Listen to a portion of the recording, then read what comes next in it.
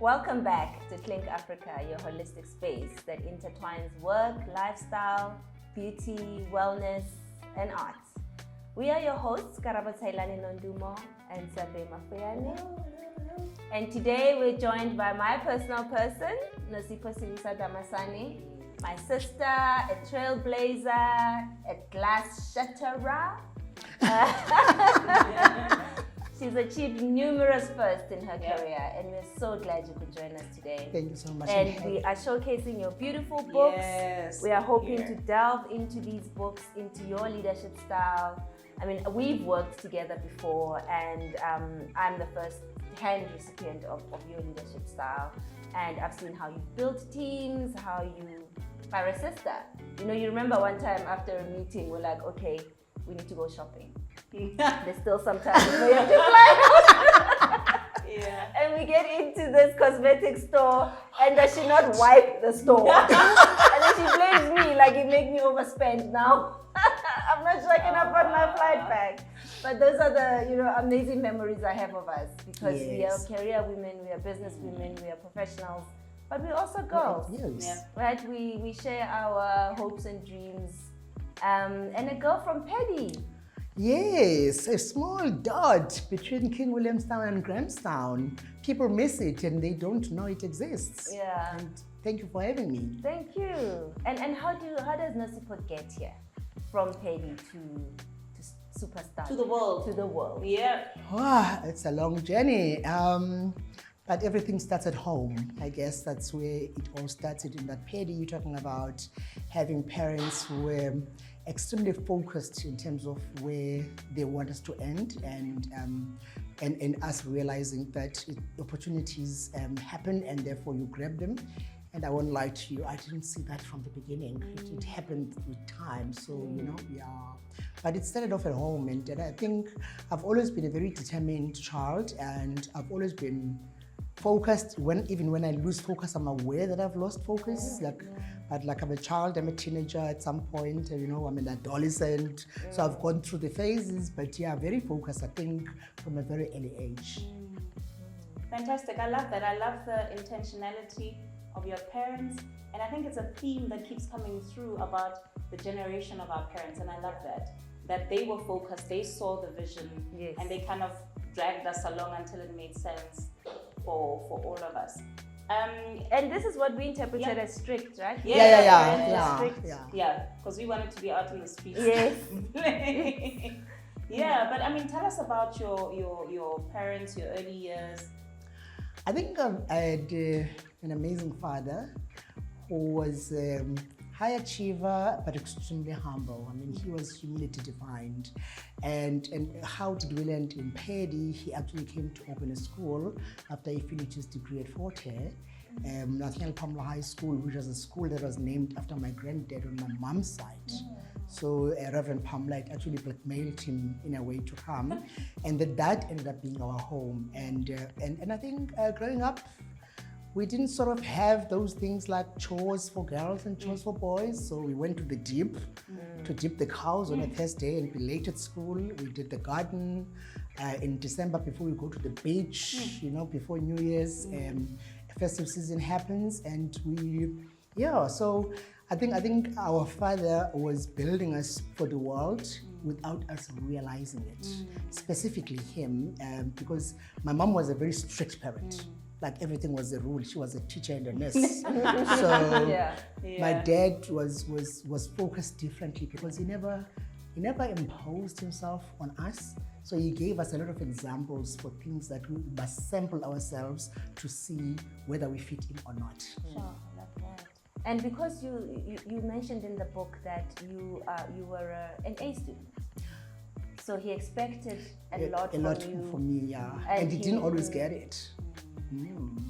And what was the journey like? Did you know what you wanted to become? Did your environment allow you to dream that big, or was there a fire in your belly, just didn't know where to place it? I actually think when I was doing matric, I was very good with sciences, especially chemistry, And I wanted to be a pharmacist. I really was driven by that. And I think, lack of sometimes career guidance. Because for me, a pharmacist was something else in my head. And so my dad actually gave me the opportunity to go and work in a pharmacy. So he phoned a friend of his, Mr. Nabe. And I came back and I was like, I don't want to be a pharmacist. Because I sold nappies and soap, and I was like, That wasn't quite how no, it's not like I thought I was going to mix, and whatever. So when I then came back home to say, no, I don't want to be a pharmacist anymore, he was like, what do you want? And I was like, I'm not quite sure. I was like, why don't you give it a try in accounting? And that's how I ended up doing it, become accounting at the University of Transkei, because at the time our parents followed people. So Professor Ngushu was the first black chartered accountant, was in the Transkei, and he wanted me to go to a place where he could actually feel. So I ended up in accounting by default because my father made that choice but didn't enforce it in a roundabout way. And but by the time I finished my articles, I knew that I don't want to be an accountant. So I fumbled again. So I took some turns in some jobs that I didn't like. But sometimes you get into jobs that you don't like that lead you to the things that you will love. Because I know that the job that I hated the most after ENY was the CIMEC, and I didn't like it. And I stayed there for 7 months before I actually got my breakthrough into proper executive roles. That's incredible. I read somewhere that South Africans are brilliant storytellers, but that we neglect to record history. And what I loved about reading your book is that you tell so many people's stories in your book. You're not just telling your story, you're telling so many, like I just kept, when we start reading a book and you're like, highlight, but then every page is a highlight because you're like, oh my goodness. And there's so many people whose stories you've been able to tell through your own, and I think that's so beautiful. But you were saying earlier that your dad is an orator, so tell me about the passion for storytelling. And funny enough, because I didn't see that in me until maybe my third book, and through my speaking engagements, that I'm actually a storyteller and a teacher, and that's how then I end up writing. My father was a short story writer, and with so much, you laugh until you feel like your tongue is out when you read his books. There's no misery. So I think the storytelling part is something that comes naturally for me. And I feel like it's a good way of teaching because you're saying it's happened before, and therefore when people are sampling certain things, they can relate. And do you now realize that you are your parents? Yes. So all those little quirks you used to notice about them, you're like, actually, that's me. That's what actually happens when you get older. Then you're like, oh, I'm so my parents' child. And everything that you didn't understand. And you start celebrating them differently. Absolutely. And your early days, in your book you reference how you ended up working at the port and how you realized your innate love for working with people. That you started as you used to do a petrol attendant. I love that. That's a very interesting story. So my father had a bookshop because naturally he's a teacher, he's a writer, so he was So he had a bookshop that was doing very well, but we were earning 100 rands. You guys should have joined the union. Could have been a shop steward. And then so he also had a partnership in a petrol station, and it was the only one in Pedi at the time. So he had actually sent me to go and send some admin work. And when I got there, I just happened to ask them, how much do you guys pay here? I think money was very important to me, very early. And then they said 348 rands per week. I thought, no, I'm resigning. I'm leaving the bookshop. Sounds clean, but I'm, And they said without overtime. So I thought, if there's overtime, 48 a week and 100 rands a month. That's amazing. So my first resignation letter ever was to my dad. I like that. And it was a two-liner. I hereby beg to resign from my employer. You're still begging. Yeah, a little bit, because, with immediate effect. Yes. And, he had this thing of calling meetings at night. And so he asked me, so where are you going? I said that you're resigning. And remember, these are holiday jobs. And I said, no, I'm going to work at the petrol station. What am I going to do there? I said, I'm going to pour petrol. And a job that I hold very dear to my heart, because I think over and above his humility, my dad, working in the garage with those old tatters who are pouring petrol taught me something else about natural brain and thinking. Yeah. Because now here are these people. So it made me realize that it's not just going to school that makes people's brains work. Absolutely. And the amount of wisdom that I learned from that garage, amazing. working in teams, working with people, respecting people irrespective of what you think they've achieved, is what defined my role as a leader when I became one. I love that. And I want you to,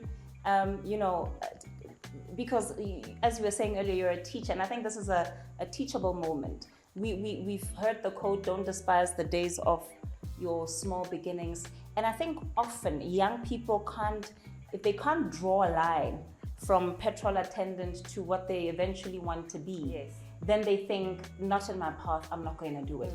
But talk to us about those characteristics that still fuel you today, whether it was working in your dad's bookshop or working as a petrol attendant or starting out in your corporate career, and you referenced it later about being a bookkeeper, even though your path was to become an accountant, and you never looked down upon any of those opportunities. Because the thing is, I think humility is going to be the subject of the day. Some people don't realize that there are certain things that you must take on the way to get to where you need to be. But I don't think you can get there if you don't know where you want to be. Right.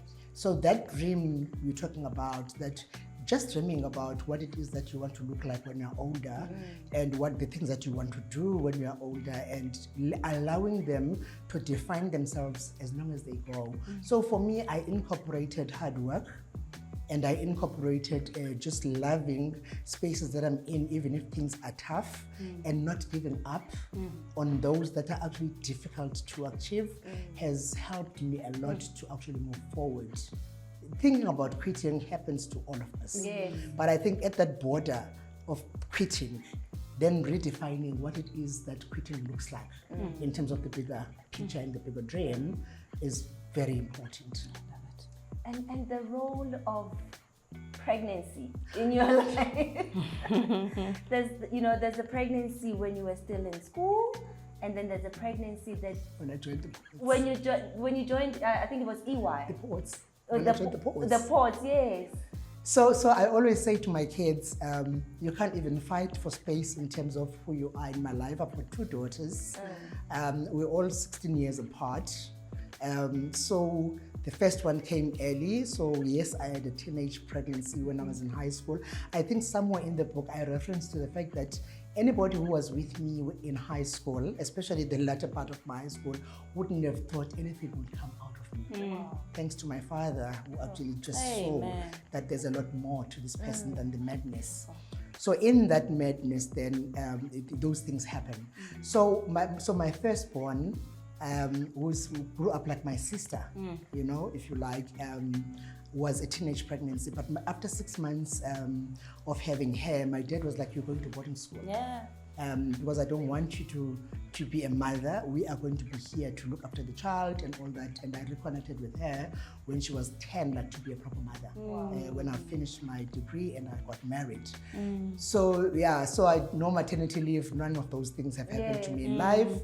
Then when I joined the ports, I was highly expectant, and so in our days you could not tell the company that you are pregnant before you sign. So when I signed that, I told them that I'm pregnant. By the way. and I'm delivering next month, and they were like, "No ways, because we've already paid for you to go to Singapore." And so I had to go home and use the class of we with my husband to say that we need to induce the baby. That is amazing. Yeah, so we need to induce the baby, and we had to do a cesarean operation. But I think the biggest thing for me, and I think that's where my maturity actually really happened in this role, because the first thing I thought about was I was told, you're the first woman to ever do this, right? To ever run a port. Ever Manage a port. Manage a port worldwide. And now I'm pregnant. Now they've paid for me to go and be trained in Singapore. Me saying no to this, what does it mean to every other woman who aspires to be here? So it's immediately stopped being about me, but about the people coming after me. Wow. Because otherwise then they will say, women, we take them and then they are pregnant, then they go on maternity leave. So it redefined my life. This child, my last born, redefined my life. And 10 days after inducing the baby, after a cesarean operation, I was in Singapore. And these are stories that, I love that we're telling these stories. And, the African woman just has that additional burden. Yeah. It's not just about you. You know what it's taken for you to get there. And you also know the responsibility that comes with the decisions that you make, because you are kind of setting the tone for what will happen after you. And I think it's such an incredible story. I want to touch on your earlier days. You speak a lot about hard work being kind of the definition of, what makes you good, what's successful in every home. And I think each of us have had a taste of that. How does that, that upbringing and kind of identifying success with hard work, how does that find congruence with Nosipho now and the notion of rest and kind of being kind Self-care. to yourself and self-care? I think somewhere towards the end of the book, I talk about the discovery of self-care for me. It happened very late. For me, it was just making sure that everything that is put in front of me, I have to conquer. I'm a bit of a high achiever. I don't want to fail, and I've been driven by that for the better part of my life. And I think going through a divorce and the hardship and the pain that comes with that, and at some point, I think age does come to effect. The other thing that redefined for me what this self-care means was also the level of, I noticed the level of professionals that were giving up on their lives. Then I began to realize, hey, there's a role for psychologists. There's a role for us to actually take a break. There's a role for us to do sabbaticals. All those things didn't mean much to me in the beginning. Now I feel like, I call it the 4 cups, the 4-cup model. I feel like all those 4 cups need to be full for us now. So for me, success now is defined by 2 things. Yes. One of them is my cups must always be full, I need that balance. It's spiritual, mental, emotional. I need all of them to be in one place. And then the second one is driven by legacy. What am I leaving behind? And I think for me, that's the definition of success today. Half-mast things. Yeah, man. I came, I conquered, Yeah. And, I was here. Yeah, I was here. And the value of relationships, you referenced that in your book around the relationships you build as you build your career, and how important it is for you to build networks. Yeah, I've got something about the fact that us women only speak in August. So I want to start there when I build this networking discussion. Yeah. We only meet in August, and if we're lucky, a little bit in March. Yeah. Oh, yeah. What's it? International International Women's Day. A little bit in March because it's not ours only, but then whole month of August, and we're talking to ourselves. We're talking alone, and yes, we empower each other, which is great.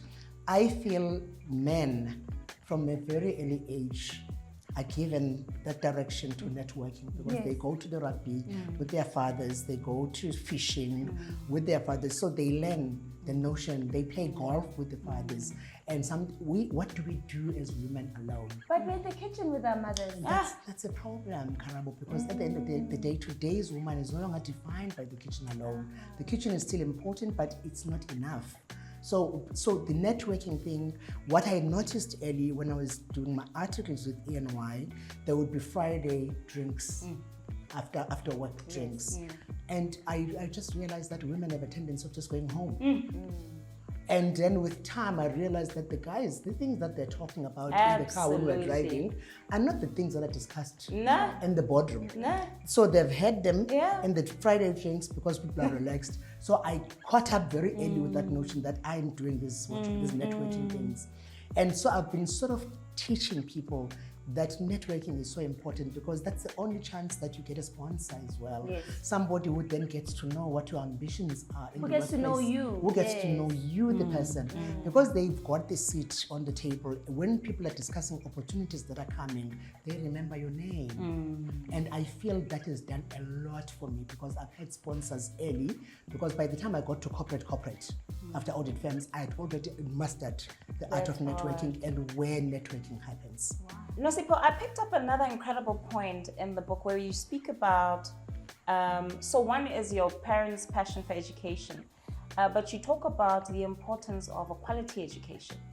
And we are a good 3 decades into our democracy, and our education system is still one of those sectors that really hasn't been addressed. And you reference it here and the challenge that some students have when they get into, like the top 4, the big 4 in terms of accounting firms.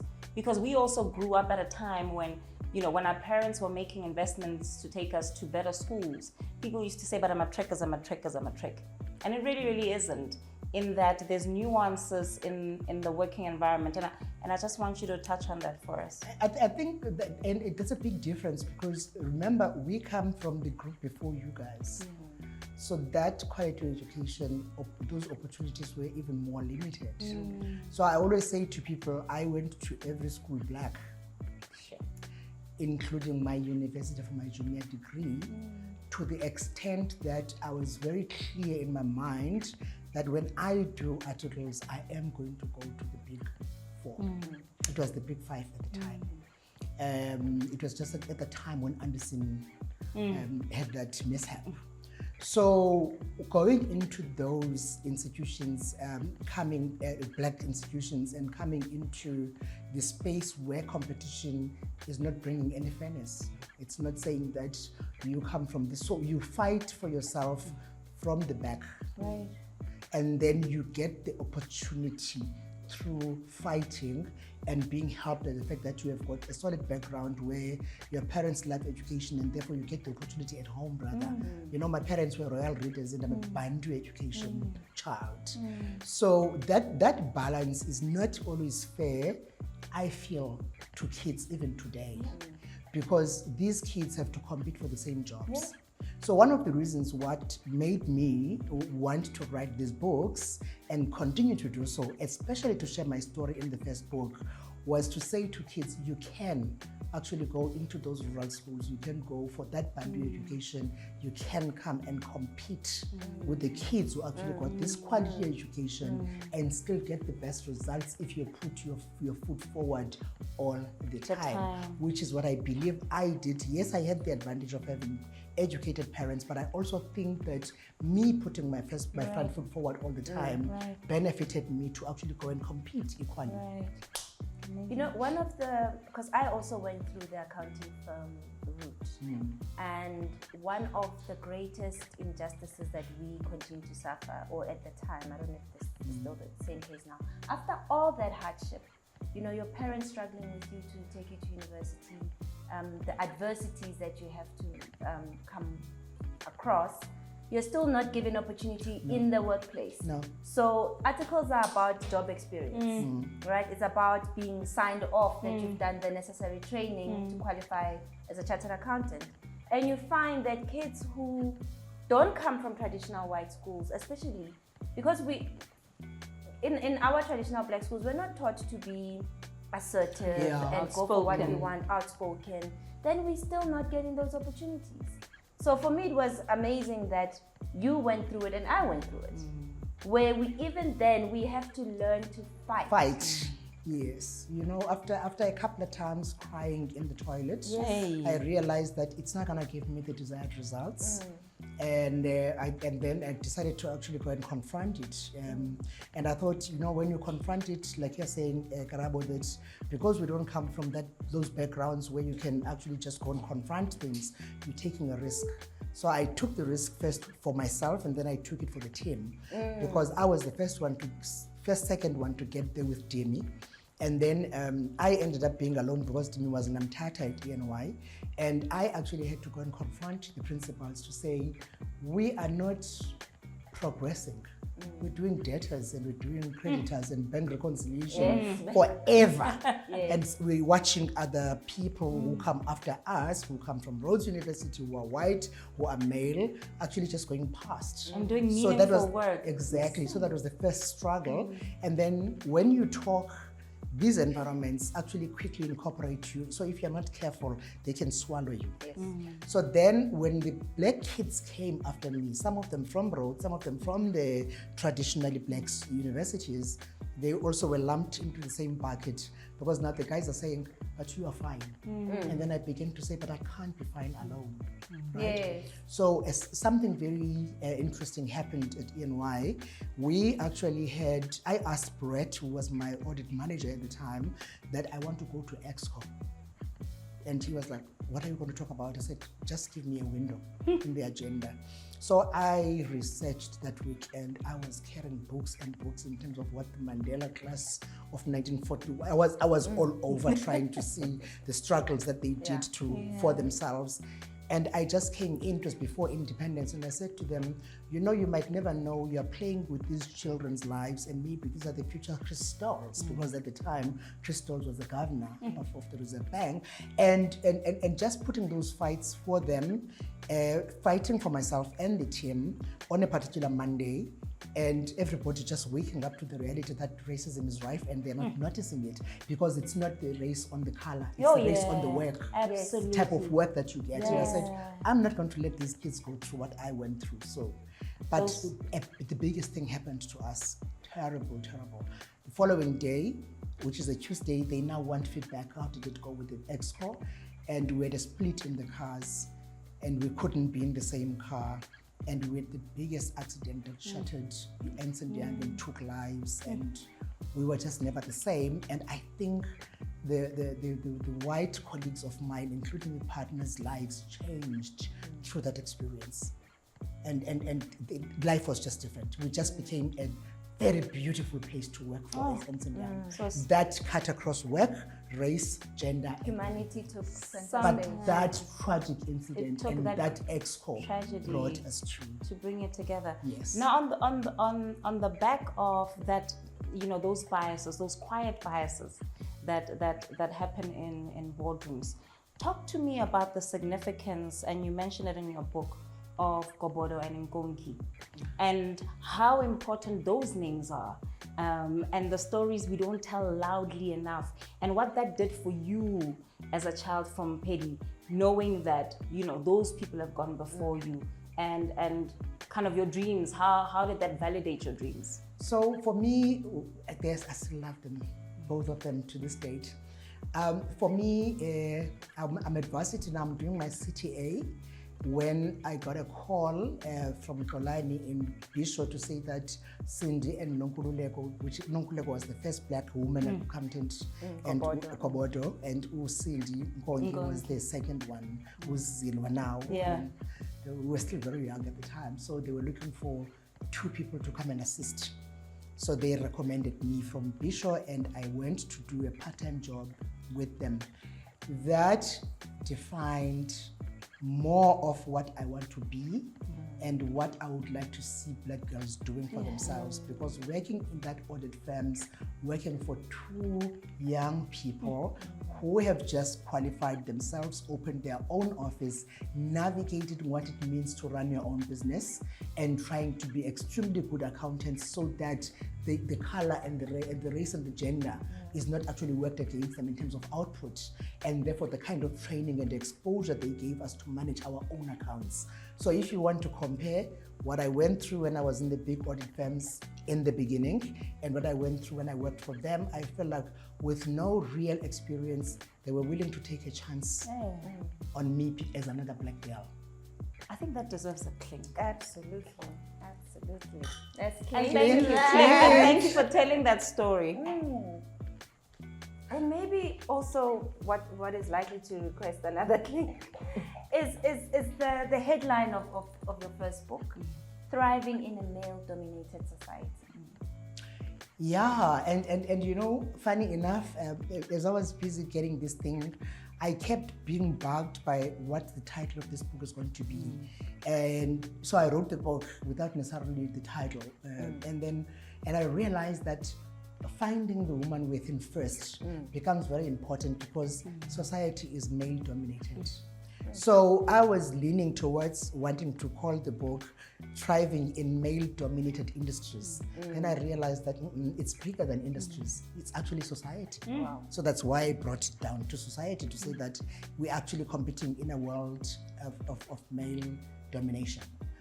And therefore, it becomes so important to find yourself as a woman, still love yourself as a woman, define yourself as a woman, and understand that you are perfected differently by God from the time of your birth. And therefore, working in these environments, nobody expects much from us as women. They think we're going to give up. I mean, I was talking at a function where a guy said, when you were appointed as the woman port manager, we thought we were going to give up.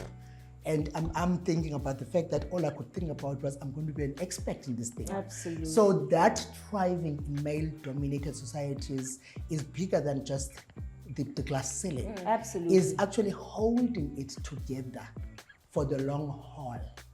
So maybe we didn't say this loudly enough, and I'm going to say it again for emphasis. The first female port manager in the world is who you are. Yeah. Right? And when I was reading in preparation for this, it said women's participation rates in ports is only 18%. And I think this is a 2022 statistic. And when you consider the full value chain of ports, talk to me about why, for those people that are opposed to feminism, our work is still not done. And the reality of it is that of that 22%, I would be very keen to see how much of it is South Africa, because we really worked hard. We were very lucky because some people, we don't want to talk about women empowerment. Yeah. We forget that there was a man as well there. Yeah. There's always a man in the mix. Yeah. So we actually had a CEO at the time who was actually very keen to actually see this emancipation happening. So whenever we threw programs on his direction in terms of what needs to be done, he was ready to be a sponsor and support. So the reason why it's taking long for the world to actually get women into these roles is that the roles themselves are defined in such a way that if you look at yourself as a woman, you will think they're not designed for us. So it's a two-pronged thing. Yeah. There's a role that the employer must do, but there's also a role that we need to take ourselves to actually just get into those overalls, Yes. and those reefs, Yes. and go to the quayside and be there when the vessel is offloading, Yes. and understand the process of offloading a container, or how a belt operates in a conveyor belt.